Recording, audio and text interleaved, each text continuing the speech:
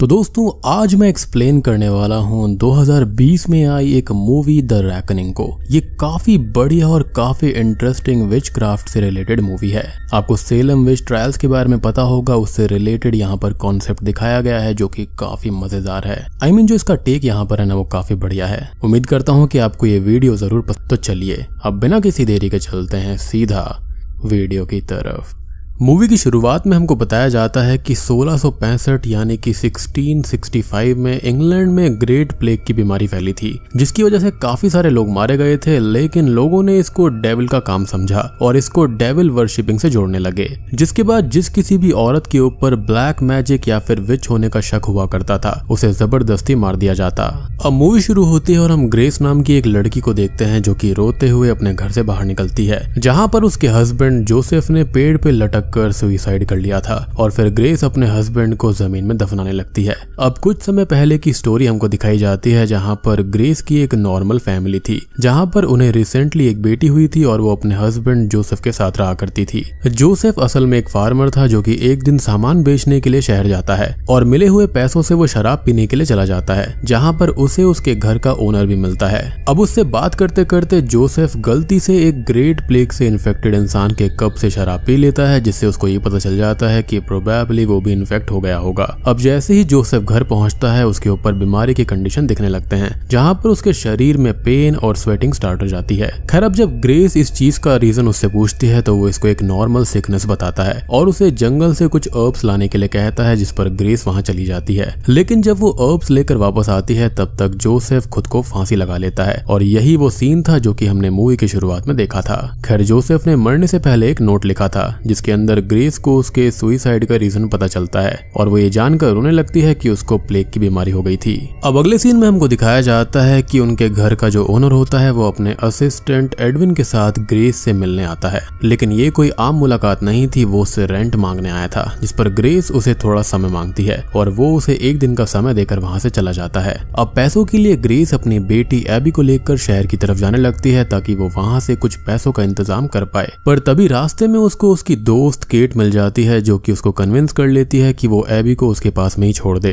ताकि उसे उसकी कोई टेंशन ना हो। खैर अब एबी को केट के पास में छोड़कर ग्रेस उसी बार ओनर के पास मदद मांगने के लिए जाती है जो कि जोसेफ का भी दोस्त हुआ करता था, लेकिन वो ग्रेस को किसी भी तरह से फाइनेंशियली हेल्प नहीं करता और उल्टा उसे टाउन से भाग जाने के लिए बोलता है। अब जाते हुए जब ग्रेस उसे उस दिन के बारे में पूछती है जिस दिन जोसेफ मरा था, तो वो बोलता है कि जोसेफ ने गलती से उस इन्फेक्टेड आदमी के ग्लास से वाइन पी ली थी, लेकिन असल में हुआ ये था कि उनके मकान मालिक ने जोसेफ का ग्लास जो था वो उस इन्फेक्टेड आदमी के ग्लास से बदल दिया था, लेकिन ये बात ग्रेस को पता नहीं चलती, यानी कि इनके ओनर के इरादे ठीक नहीं थे। खैर अब ग्रेस घर पर वापस आती है जहां पर उसे टेंशन होने लगती है कि वो स्क्वायर यानी कि उनके मकान मालिक का पैसा कैसे चुकाएगी, लेकिन तभी उसे जोसेफ की आत्मा दिखाई देती है जो कि उसे अपनी डेड बॉडी के पास में ले जाती है और ग्रेस उसकी कब्र खोदकर उसके हाथों से मैरिज रिंग को निकाल लेती है ताकि वो इसको देकर रेंट चुका पाए। अब अगले दिन जब स्क्वायर अपने असिस्टेंट एडविन के साथ में आता है तो ग्रेस उसको अपनी मैरिज रिंग देकर कुछ महीनों का रेंट एक बार में ही चुका देती है, लेकिन स्क्वायर के गंदी नजर ग्रेस पर थी, जिसकी वजह से वो ग्रेस को फोर्स करने की कोशिश करता है, लेकिन वो उसको दूर कर देती है और उसके ऊपर गन पॉइंट कर देती है, जिससे ना चाहते हुए भी स्क्वायर को वहां से जाना पड़ता है, लेकिन वो जाते हुए ये कहता है कि वो इस चीज का बदला जरूर लेगा। खैर अब हम उसको जोसेफ की स्पिरिट से बात करते हुए देखते हैं जहां पर हम ग्रेस के बचपन के एक हादसे को जान पाते हैं जिसके अंदर उसकी माँ को सबने विच समझ लिया था, जिसके बाद में एक मूरक्रॉफ्ट नाम के आदमी ने ग्रेस को जान से मारने की धमकी दी थी और कहा अगर उसकी मॉम ने अपने आप को विच नहीं माना तो वो ग्रेस को मार डालेगा, जिसके बाद में उसकी माँ को खुद को ही विच मानना पड़ा था जबकि वो असल में विच नहीं थी और उनके खुद को विच मानने के बाद ग्रेस की मॉम को जिंदा जला दिया गया। खैर कहानी फिर से प्रेजेंट टाइम में आती है और हम स्क्वायर को देखते हैं यानी कि उनके मकान मालिक को, जो कि बार बार आकर सबको ये कहने लगता है कि ग्रेस असल में एक विच है, वरना जब जोसेफ इन्फेक्ट हुआ था तो ग्रेस और एबी को इन्फेक्शन होना चाहिए था, लेकिन ऐसा नहीं हुआ। साथ ही साथ रिसेंटली एक मॉली नाम की लड़की को विच होने के लिए जला दिया गया था जबकि वो विच नहीं थी, लेकिन यहाँ पर वो ग्रेस की फ्रेंड थी, जिसकी वजह से अब स्क्वायर की बातों को सभी सच मानने लगते हैं, जिसके बाद में सभी ग्रेस को विच की पनिशमेंट देने के लिए कहने लगते हैं। अब विच हंटर्स यानी कि विच को पकड़ने वाले लोगों को ग्रेस के बारे में पता चल जाता है, जिसके बाद रात में वो लोग ग्रेस और उसकी बेटी को पकड़ने जाते हैं, लेकिन ग्रेस किसी तरह से उनसे बचते हुए घर से बाहर निकल आती है और वो लोग उसके घर को आग लगा देते हैं। अब अब किसी तरह से उनसे बचने ही वाली थी, लेकिन तभी मॉर्टन ग्रेस को पकड़ के स्क्वायर के पास ले जाता है, जिसके बाद एबी को स्क्वायर अपने साथ ले जाता है और ग्रेस को जेल में डाल दिया जाता है। खैर अब हम दूसरी तरफ मॉर्टन और केट की आर्ग्यूमेंट को सुनते हैं, जिसके अंदर केट ये कहती है कि ग्रेस विच नहीं है, फिर भी तुमने उसे स्क्वायर के पास क्यों दे दिया, जिस पर मॉर्टन उसे चांटा मार के ये कहता है कि अगर वो ऐसा नहीं करता तो उसके ऊपर खतरा आ सकता था।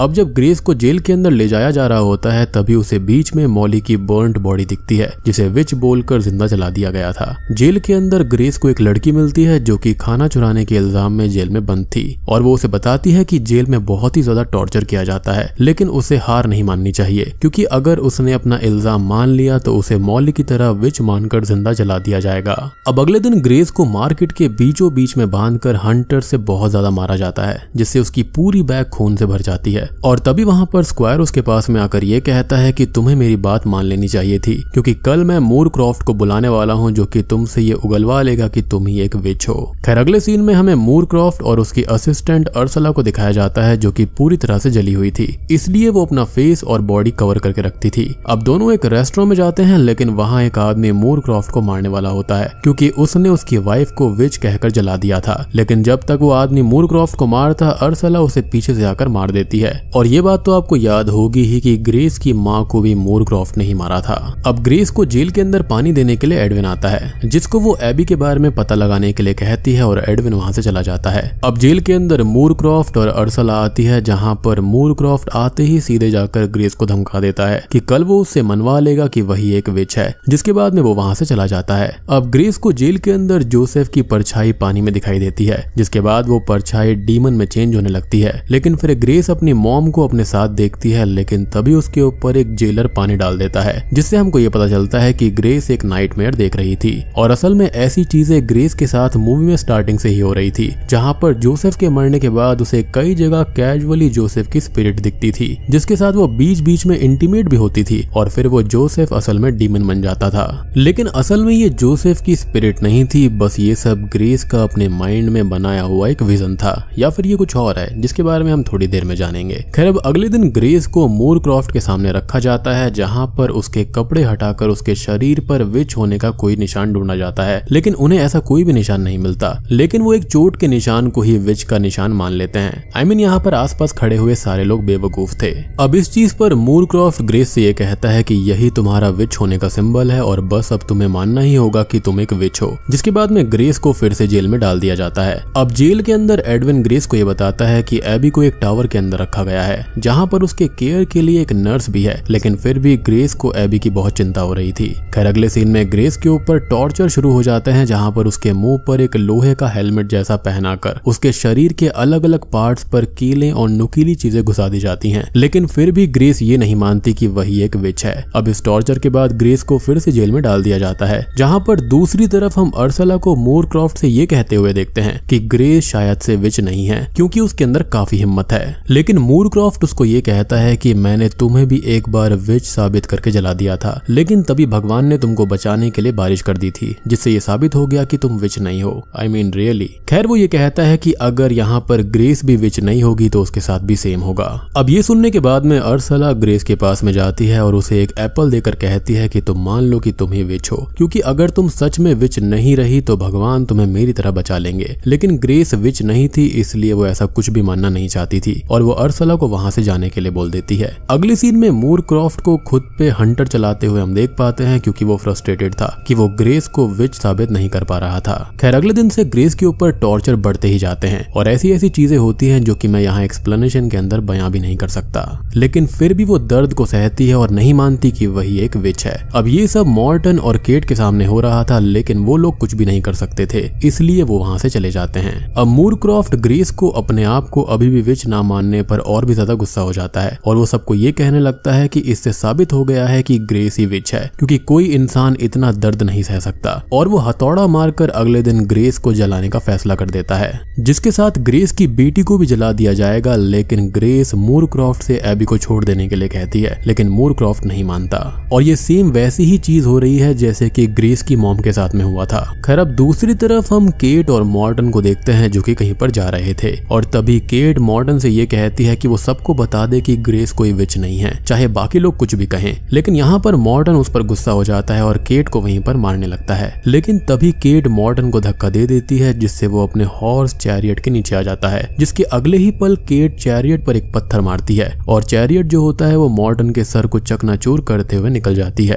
अब चैरियट यहाँ पर एक टाइप की बग्गी होती है जिसके 2 व्हील्स होते हैं और आगे घोड़ा लगा हुआ होता है। खैर अब ग्रेस को फिर से वापस जेल के अंदर डाल दिया जाता है, जहाँ पर वो एडविन से कहती है कि उसे आज रात यहाँ से भागना होगा, तो वो क्या उसकी मदद करेगा, जिस पर एडविन यहाँ पर हाँ में जवाब देता है, क्योंकि वो भी जानता था कि वो एक विच नहीं है। अब ग्रेस मूरक्रॉफ्ट से मिलने का फैसला करती है, जहाँ पर एक जेलर मूरक्रॉफ्ट को बताता है कि ग्रेस आपसे मिलना चाहती है और वो उसे अपने पास लाने के लिए कह देता है। अब ग्रेस को कुछ कपड़े दिए जाते हैं और वो उन्हें पहनकर मूरक्रॉफ्ट से मिलने जाती है। दूसरी तरफ एडविन एक इन्फेक्टेड मरे हुए कैदी के शरीर का खून निकालकर वाइन में मिला देता है और वो उसी वाइन को उसी समय मूरक्रॉफ्ट के कमरे में ले जाता है जब ग्रेस वहां पर थी, ताकि मूरक्रॉफ्ट उस वाइन को पी ले और मारा जाए, क्योंकि वो भी जानता था कि उसके तरीके बहुत ही ज्यादा गलत और बहुत ही ज्यादा भद्दे थे। अब जब ग्रेस मूरक्रॉफ्ट से मिलने जाती है तो उसके पास में एबी थी, लेकिन जैसे ही एडविन उस कमरे में आता है तो मूरक्रॉफ्ट वाइन को लेकर सबको वहां से चले जाने के लिए कहता है। जिसके बाद में ग्रेस और मूरक्रॉफ्ट दोनों के पास वही इन्फेक्टेड वाइन से भरा हुआ ग्लास सामने आ जाता है और अर्सला एबी को लेकर वहां से चली जाती है।